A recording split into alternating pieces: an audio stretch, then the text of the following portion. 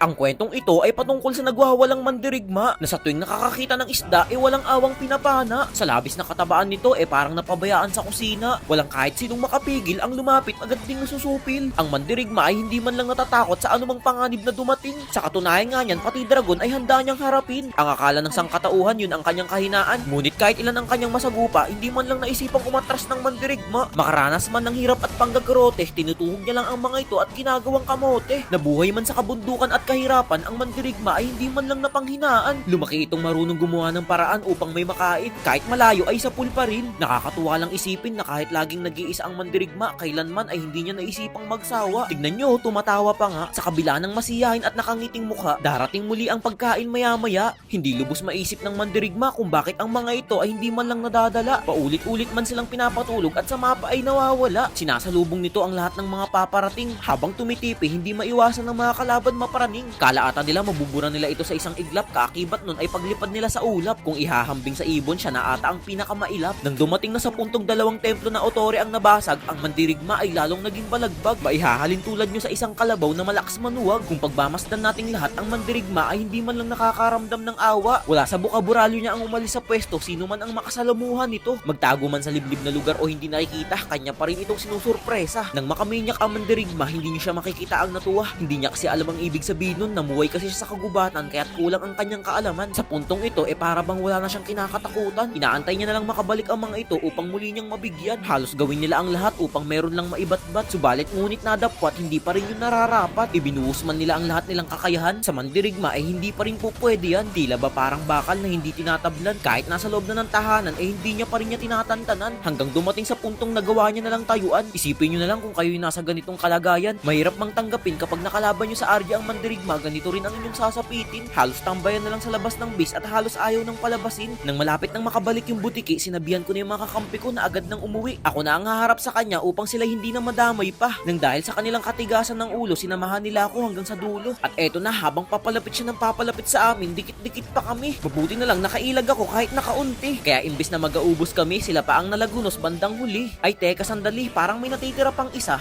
Gusto niya palang umuwi. Sige, tulungan ko na siya. Ang naging resulta, wipe out silang lahat malala. Purihin natin ang mandirigma dahil sa kabila ng pagsubok na kanyang naranasan, lahat ng ito ay kanyang nalampasan. Ito ay hango sa totoong istorya na di kalaunan ay natupad nga. Sa totoo nga lang, walang karapatan dapat mag-angas tong iba niyang mga kasama kasi sa pagkapanalo siya lang naman ang lahat ng may pakana. Binigyan pa nga ng mandirigma ng partida ang mga kalaban sapagkat inantay niya pa to hanggang sa makabalik silang lahat. Subalit anumang pagbibigay ng tsansa ng mandirigma, wala na talaga silang pag-asa. Palabas pa lang kasi naglalaho na parang bula. Pasensya na dahil mga minions lang ang may kagustuhan kayo'y matalo na ng mabilisan. Kung ako ang tatanungin, mas gusto ko pang patagalin ang laban. Hindi man lang kasi ako ginanahan at pinagpawisan.